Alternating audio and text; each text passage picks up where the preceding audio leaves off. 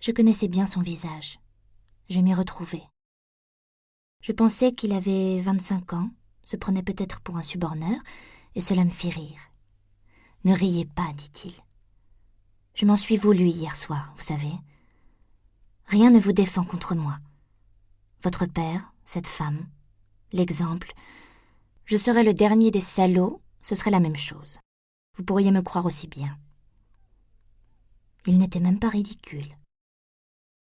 Je sentais qu'il était bon et prêt à m'aimer, que j'aimerais l'aimer.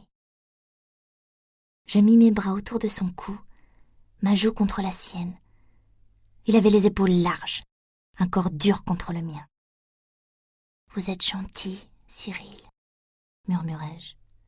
« Vous allez être un frère pour moi. » Il replia ses bras autour de moi avec une petite exclamation de colère et m'arracha doucement du bateau. Il me tenait serré contre lui, soulevé, la tête sur son épaule. En ce moment-là, je l'aimais.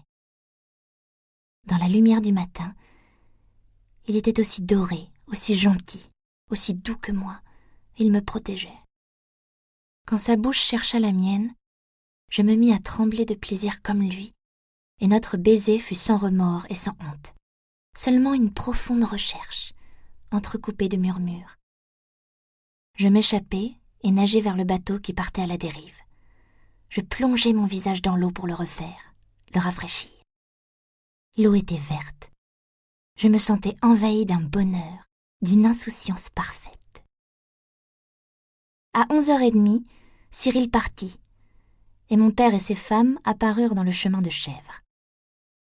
Ils marchaient entre les deux, les soutenant, leur tendant successivement la main avec une bonne grâce, un naturel qui n'était qu'à lui.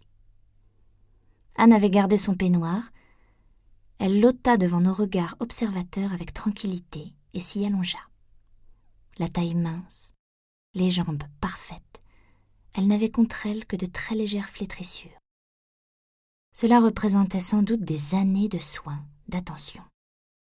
J'adressai machinalement à mon père un regard approbateur, le sourcil levé. À ma grande surprise, il ne me le renvoya pas, ferma les yeux.